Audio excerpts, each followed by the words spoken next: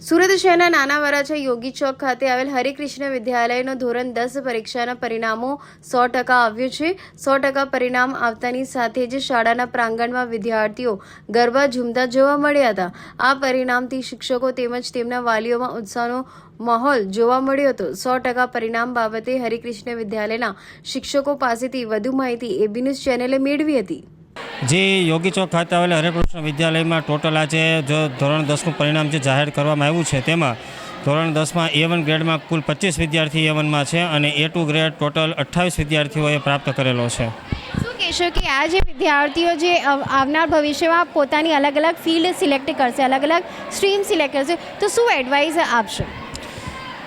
હવે જે બાળકોએ A1 ગ્રેડ અને A2 ગ્રેડ પ્રાપ્ત કરેલો છે આ તમામ બાળકો આગળ UPSCની એક્ઝામો આપવા માગે છે અથવા અમુક બાળકો જેવા છે કે જેને ડૉક્ટર બની આ દેશની સેવામાં પોતાનું સમર્પિત કરવા માગે છે। અમુક બાળકો એવા પણ છે કે જેણે એકદમ ગરીબી પરિસ્થિતિમાંથી પણ આ બાળકોએ એટલી મહેનતથી આગળ આવેલા છે। તો આ તમામ બાળકો આવનારા ભારતનું સુંદર ઘડતરનું નિર્માણ કરે એ હેતુથી આ બાળકો આગળ વધી ખૂબ દેશની સેવામાં પોતાનું યોગદાન ભજવવા માગે છે। હરિકૃષ્ણ વિદ્યાલયનું દર વર્ષનું પરિણામ વધતું જાય છે, એના કારણો શું છે?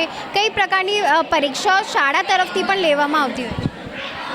ગયા વર્ષે અમારી શાળામાં જે કુલ 15 બાળકો A1 ગ્રેડમાં હતા, ગયા વર્ષનો રેકોર્ડ આ વર્ષે તૂટ્યો છે। દર વર્ષે પરિણામ વધવાનું કારણ એક જ છે કે દરેક શિક્ષકોની જે પદ્ધતિસરની મહેનતો છે, દરેક શિક્ષક મિત્રો બાળકોને પર્સનલી જે ડાઉટ સોલ્વ કરવા આવે છે, ઉપરાંત દરેક વિષય શિક્ષકો પોતાના વિષયના 10થી 15 પેપરો લખી અને દરેક બાળકોને ખૂબ જ ખંતપૂર્વક મહેનત કરાવે, આ રિઝલ્ટ પાછળનો સાચો શ્રેય બાળકો તથા તેના વાલી મિત્રો અને અમારા શાળાના શિક્ષક મિત્રો અને મેનેજમેન્ટ મિત્રો છે।